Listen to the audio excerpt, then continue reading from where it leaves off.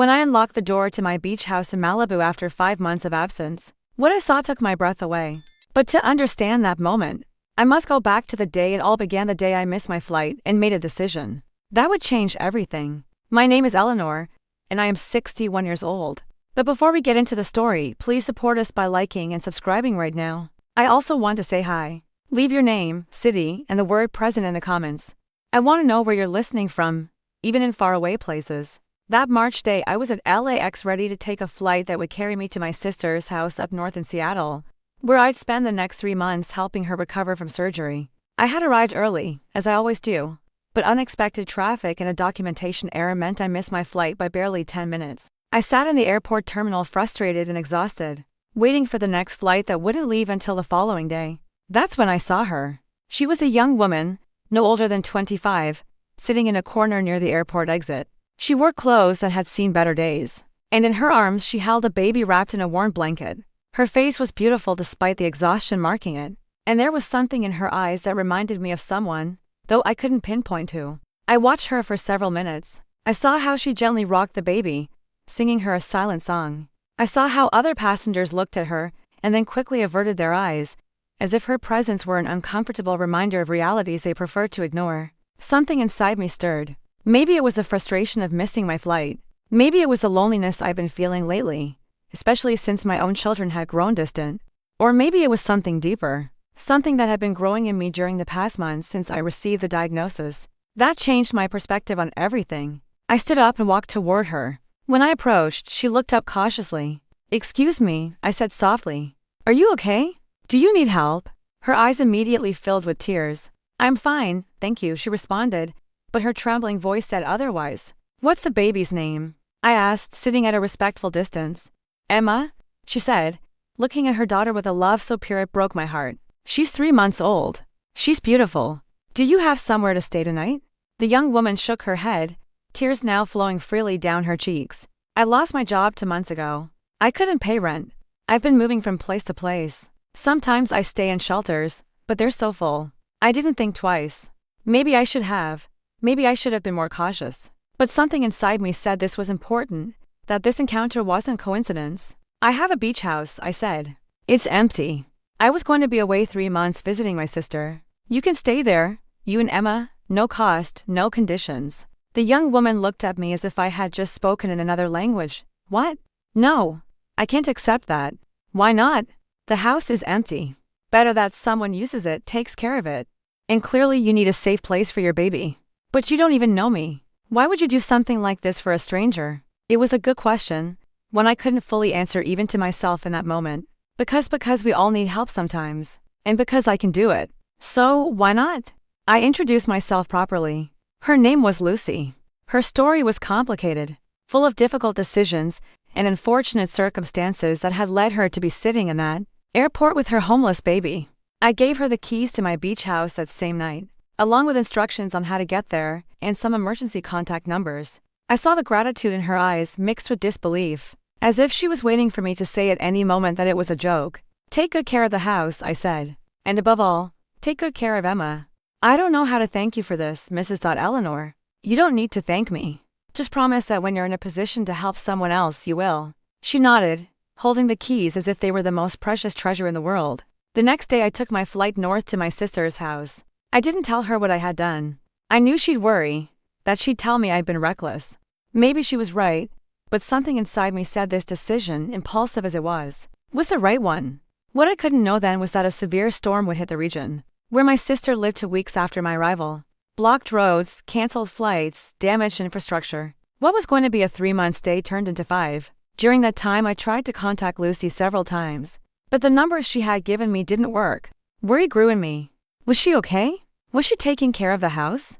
Had she taken advantage of my generosity? Finally, after 5 long months, I could return. I took a taxi from the airport directly to my beach house, my heart beating with a mixture of anticipation and apprehension. When the taxi stopped in front of my house, the first thing I noticed was that the garden was impeccably maintained, better than I myself had ever kept it. The flowers I had planted years ago, but had neglected, now bloomed vibrant.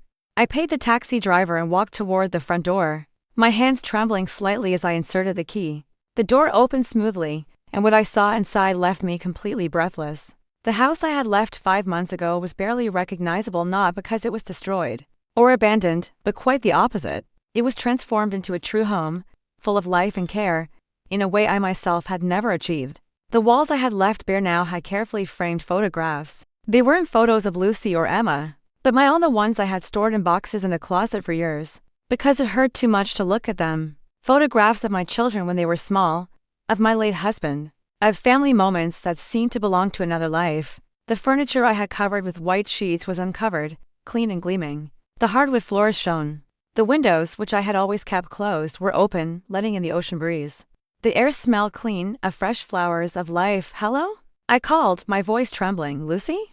I heard movement in the kitchen. Lucy appeared in the doorway with Emma in her arms. The baby had grown considerably in 5 months. Her eyes now focused clearly, and when she saw me, she smiled. But it was Lucy who left me speechless. She was no longer the gaunt, desperate woman I had met at the airport. She had gained healthy weight. Her skin had color. Her eyes shone. She looked happy. "Mrs. Eleanor," she said, her voice mixing relief and nervousness. "I thought you'd never come back. I tried to call you so many times, but my phone got damaged during the storm," I explained, still looking around my transformed house. "Lucy, well, what did you do here?" She lowered her gaze, biting her lip. "I hope you're not upset. I know you said I could stay, but maybe I overstepped. I just wanted to take care of the house. I wanted you to see when you returned that I hadn't abused your trust." "I'm not upset," I said quickly, though my voice sounded strange even to my own ears. "I'm surprised. The house looks beautiful, better than I ever kept it myself." Lucy smiled shyly. "I found work at the Harbor Cafe. The owner is very kind.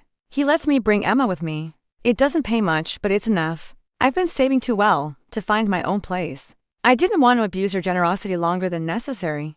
I sat down slowly on the couch, my legs suddenly weak. It wasn't just from the surprise of finding the house like this, it was also from the deep exhaustion I had been carrying, the weight of recent months finally catching up with me.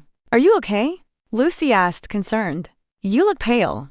Let me get you water." She disappeared into the kitchen and returned with a glass of fresh water. I drank it gratefully, noticing that even the glasses were cleaner than I remembered leaving them. "Tell me," I said finally.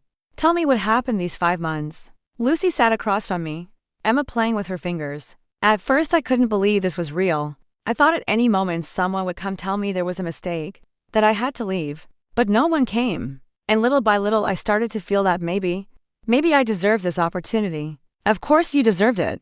I found that job at the cafe the second week. The owner, Mr. Alberto, saw me carrying Emma while job hunting. He offered me work on the spot. Said his own daughter had gone through hard times, and he understood. He pays me fairly, and is patient when Emma needs attention. Friends, every story I tell you is released every day, but YouTube will only show them to you if you tap the red subscribe button. Please do it now while I'm speaking. Tap subscribe, turn on notifications, and you'll never miss a story. Have you done it yet? Thank you." I listened as Lucy described her days working at the cafe, caring for Emma, cleaning and improving my house little by little. She had used her first paycheck to buy paint and repair a leak I didn't even know existed. Her second paycheck she used to fix the garden, planting the flowers that now bloomed so beautifully. "But this is your house," she continued. "And now that you've returned, Emma and I will leave. I just need a few days to find something." "No," I interrupted. "What?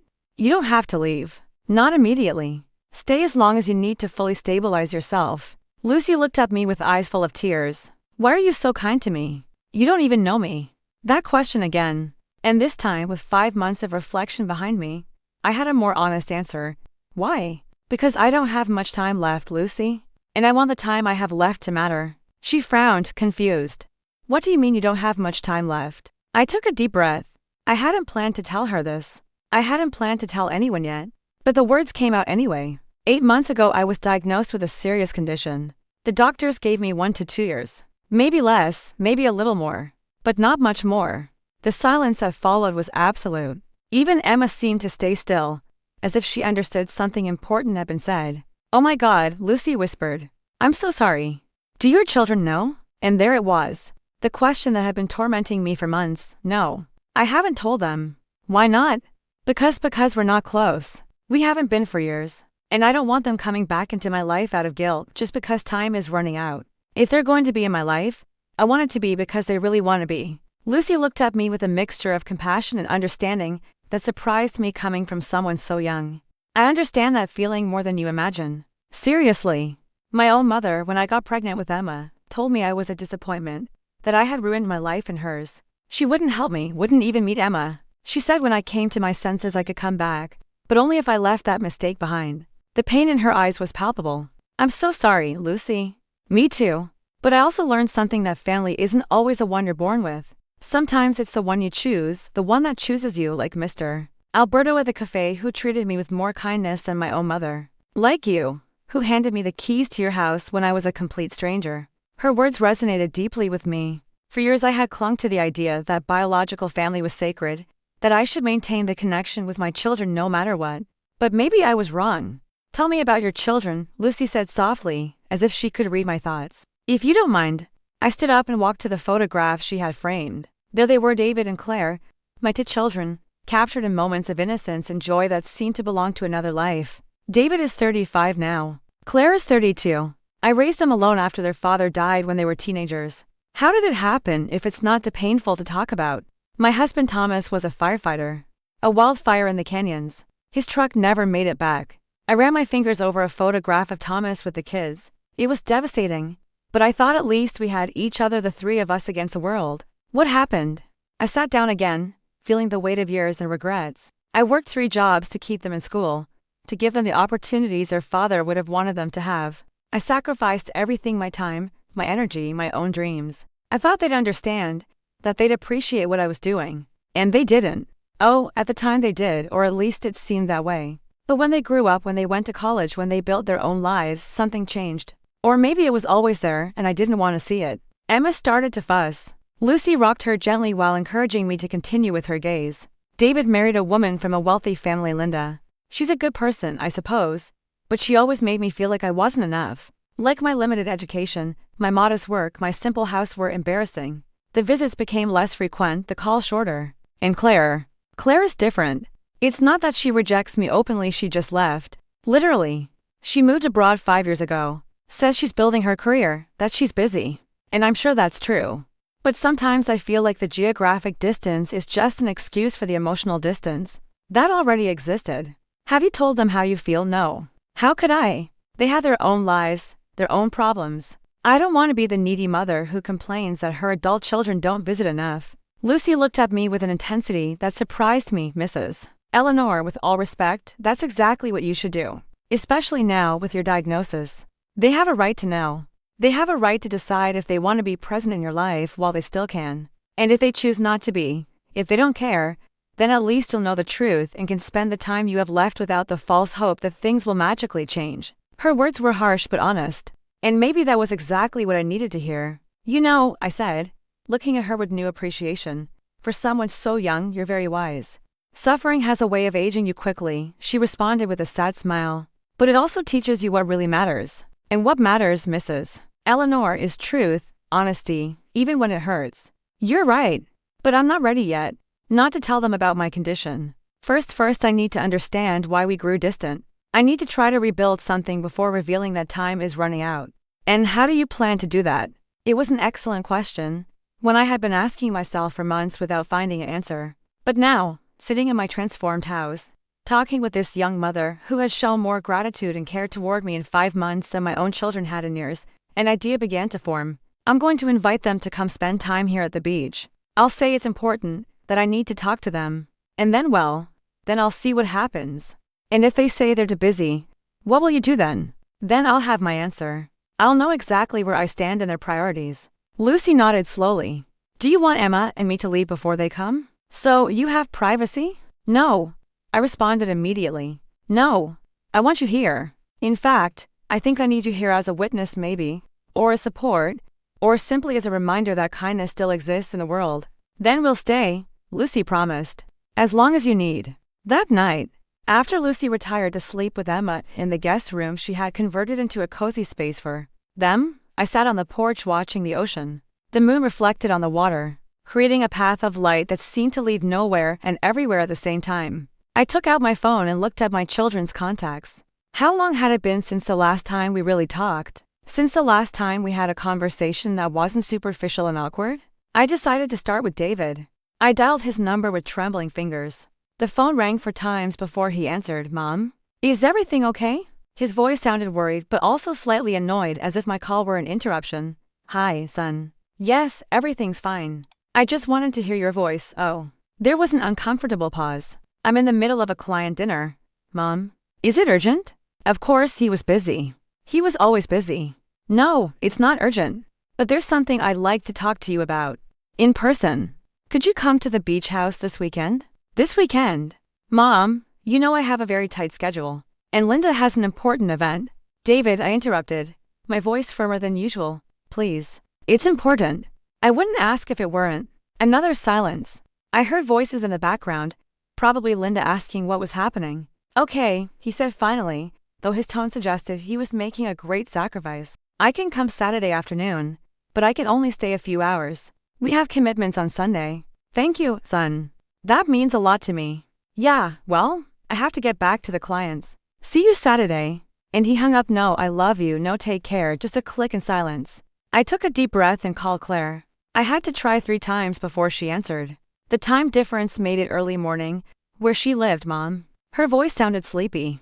What time is it there? I'm sorry, honey. I forgot the time difference. I can call later. No, I'm awake now. What's going on? At least Claire sounded more receptive than David. I wanted to invite you to come home. To the beach house? This weekend if possible. This weekend? Mom, I live thousands of miles away. I can't just take a plane. I know it's a lot to ask. But Claire, it's been 2 years since I saw you in person. 2 years? And I need to see you. I heard a sigh on the other end of the line. Did something happen? Are you sick? The question caught me off guard. I almost told her the truth in that moment. But something stopped me. I just miss you, honey. I miss my children. Is it so strange that a mother wants to see her kids? No. But Mom, I have a demanding job here. I can't just take off because you decide you miss me. Her words were like daggers. I understand. You have your life, your important career. Sorry for bothering you? Mom, don't be like that. Be like what, Claire? Honest about how I feel? Express that it hurts that my own daughter hasn't found time to visit me in 2 years? You could have come visit me. I tried 3 times last year. And all 3 times you told me you were too busy. It was bad timing, that we should wait. Silence. A long, heavy silence. Look, Claire said finally, her voice softer now. Let me see what I can do. Maybe I can request a few days off. But I'm not promising anything, okay? Thank you for considering it, Mom. Are you really okay? I'm fine, honey. Just lonely and old and tired of pretending I don't care that my children have erased me from their lives. We haven't erased you. Haven't you? When was the last time we had a real conversation? When we talked about something more than the weather or your job? When was the last time you told me something personal? Something important? Claire didn't respond because we both knew the answer. Years ago. I'll call tomorrow, she said finally, to confirm if I can come or not. Thank you, sweetheart. I love you. Love you too, Mom. The words sounded automatic, said out of habit more than feeling. But at least she said them. If you want to know how the story ends and discover many more, hit the red subscribe button. It's free and it helps me a lot. After hanging up, I stared at the phone, feeling the weight of those conversations. This is what we had become. Strangers connected only by blood and obligation. Lucy appeared on the porch with Emma asleep in her arms. Everything okay? I heard your voice. I talked to my children. David is coming Saturday for a few hours. Claire, maybe. Probably not. I'm sorry. Don't be. It's what I expected deep down. But I hoped I was wrong. Lucy sat next to me, Emma breathing softly against her chest. You know what's the saddest part of all this, Mrs. Eleanor? That they don't know what they're missing. Not just because of your condition, which they still don't know about, but missing time with you. Missing knowing the incredible woman you are. I'm not incredible. I'm just a mother who did the best she could, and apparently it wasn't enough. No, Lucy said firmly. You're a woman who gave the keys to her house to a stranger. Who trusted when no one else would have. Who saved my life and Emma's. That's incredible. Her words moved me deeply. Maybe she was right. Maybe the problem wasn't that I wasn't enough. Maybe the problem was that my children never stopped to really see who I was beyond being their mother. Saturday arrived faster than I expected. I spent the morning nervously cleaning, though Lucia kept the house impeccable. It was more an attempt to keep busy than a real necessity. It's okay to be nervous, Lucy said, watching me reorganize the same couch pillows for the 3rd time. They're your children. It's normal to want everything to be perfect. It's not perfection I'm looking for, I admitted. I don't know. Maybe I'm looking for a sign that I still matter to them. That I'm not just an obligation on their to-do lists. If they didn't care, they wouldn't come. David is coming because I pressured him. And Claire probably won't come at all. As if the universe wanted to prove me wrong, my phone rang at that moment. It was Claire, Mom. I'm at the airport. I took the first flight I could get. I'll be there in about 3 hours. My heart leaped. You're really coming, yes? I thought a lot about what you said. And you're right. It's been too long. I needed to see you. Tears sprang to my eyes. Thank you, my love. Thank you. See you soon, Mom. When I hung up, Lucy was smiling. See? She cares, maybe. Or maybe she just felt guilty. Does it matter which if the result is that she's coming? She had a valid point. David arrived first at 3 p.m. sharp. He came alone. Linda had decided not to accompany him. I wasn't surprised. Linda rarely came to visit me. She always found some excuse. Hi, Mom, he said, giving me a brief, formal hug. Hi, son. Thank you for coming. That's when he noticed Lucy, who was in the kitchen preparing coffee with Emma in a baby carrier. Who is she? David asked, his tone immediately defensive. That's Lucy, a friend. She and her baby are staying here temporarily. I saw David's eyes narrow. A friend? Mom, how long have you known her? A few months. And she lives here? In your house? The accusatory tone in his voice irritated me. It's my house, David. I can invite whoever I want. It's just that, Mom, you have to be careful. There are people who take advantage of elderly people. I'm not senile, David. And Lucy isn't taking advantage of me. In fact, she's taking care of this house better than I did myself. Lucy, sensing the tension, approached with Emma. Hello, I'm Lucy. Your mother was incredibly kind to me when I had no one else. I'll be eternally grateful to her. David looked at her skeptically but was at least polite. David, nice to meet you. The conversation was saved by Claire's arrival. When she walked through the door, I was breathless. She had lost considerable weight since the last time I saw her. She had deep circles under her eyes and a tension in her face I didn't recognize. Mom. She ran to me and hugged me with an intensity that surprised me. I've missed you so much. Me too, my love. So much. We stayed like that for a long moment, clinging to each other. When we finally separated, I saw tears in her eyes. Are you okay, honey? You look tired. I'm fine. It's just been difficult lately. But I'm here now, and that's what matters. We all sat in the living room. Lucy, feeling we should have privacy, tried to leave, but I asked her to stay. I needed her support, her presence reminding me why I was doing this. So, David said, always the most direct, why did you call us? You said it was important. I looked at my two children sitting in front of me. David with his rigid posture and expression of impatience. Claire with her tired but attentive gaze. These were my children. The babies I had carried, the kids I had raised, the teenagers I had guided. When had they become these strangers? I called you because I needed to understand what happened. When and why we grew so distant. Because we used to be a family. And now we're barely acquaintances who share a last name. Mom, that's dramatic, David began. Is it, David? When was the last time you called me just to talk? Not because it was my birthday or a special date. He didn't respond. And you, Claire? 2 years. 2 years without seeing you. Is your job really so demanding that you couldn't find even one weekend to visit your mother? Claire lowered her gaze. It's not just work, Mom. It's complicated. Then explain it to me. Help me understand. Because from my perspective, you left and never looked back. As if everything I did for you, all the sacrifices, meant nothing. Don't say that, David said, his voice rising. We appreciate everything you did. But Mom, we can't live our lives constantly feeling like we owe you something. His words hit me like a punch. Is that what you think? That I'm collecting a debt? That's not what I meant, Claire intervened quickly. David, that was cruel. But it's true, he continued. Mom always reminded us how much she worked, how much she sacrificed, as if every moment with us was a burden she carried. That's not fair, I started. But he continued.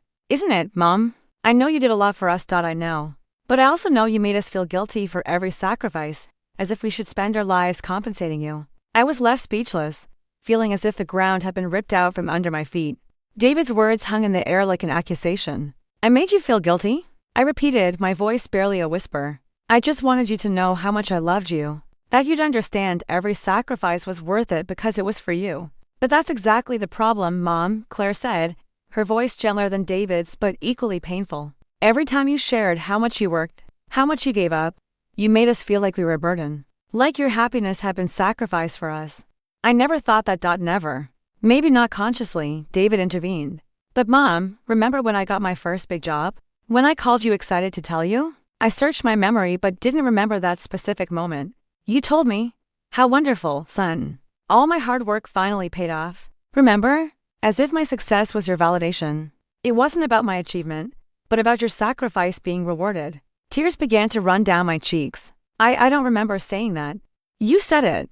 And you said similar things many other times. Not with bad intentions, I know. But the effect was the same. Lucy, who had remained silent, moved slightly as if she wanted to intervene, but I gestured for her not to. I needed to hear this, as painful as it was. And when Dad died, Claire continued, her voice breaking now, you told us we had to be strong for you. That we had to move forward because you needed us to. You never let us process our own grief. I was trying to keep the family together. I know. But Mom, we were kids. Kids who had just lost their father. And instead of letting us mourn, you put us in the role of being your emotional support. Her words broke my heart because deep down I knew they had some truth. I had been so consumed by my own pain, by the fear of how we were going to survive, that maybe I hadn't given them space to process theirs. I'm sorry, I whispered. I didn't know. I didn't realize I was hurting you. David softened slightly at my apology. It's not that you hurt us intentionally. But Mom, when we grew up and started our own lives, we felt like we could never do enough for you. That we could never compensate for all your sacrifices. And that became overwhelming. The honesty in that moment was searing, but necessary. We talked for hours, really talked for the first time in years. They shared their pain, their resentment, their guilt. And I shared mine, the loneliness, the fear, the feeling of being forgotten. And then I told them about my diagnosis. The silence that followed was absolute. Claire's face went white. David stood frozen, his mouth slightly open. How long have you known? Claire finally asked, her voice trembling. 8 months. 8 months. And you didn't tell us? I didn't want you to come back out of obligation. I needed to know if there was still something real between us before time ran out. What followed wasn't easy. There were more tears, more anger, more honesty than our family had experienced in decades. But slowly, painfully, we began to rebuild. David stayed. He called Linda and told her he needed to be with his mother. Claire extended her leave indefinitely. And Lucy became the glue that held us together during those first fragile days, reminding us all that family is both who we're born with and who we choose. 6 months have passed since that weekend. My condition has progressed faster than the doctors anticipated. There are good days and difficult days. Today is a good day. As I write this, sitting on my porch with the ocean breeze on my face, I can see David in the kitchen with Lucy, both laughing. Claire is on the beach teaching Emma to walk in the sand, the little girl taking her wobbly steps while my daughter holds her with infinite patience. I'm dying. That's the truth. But I'm also really living for the first time in years. My children and I have built something new, something honest, something real. Not because we had to, but because we chose to. Lucy was right that day months ago. Family isn't always the one you're born with. Sometimes it's the one you choose. And sometimes, if you're very lucky, you get to choose your biological family all over again, this time with your eyes open and your heart honest. I don't know how much time I have left, but I know this: I will die having been seen, having been loved, having mattered, and that, in the end, is all any of us really need. If you enjoyed the story, click subscribe and tell me in the comments what part impressed you. There's more tomorrow. See you there!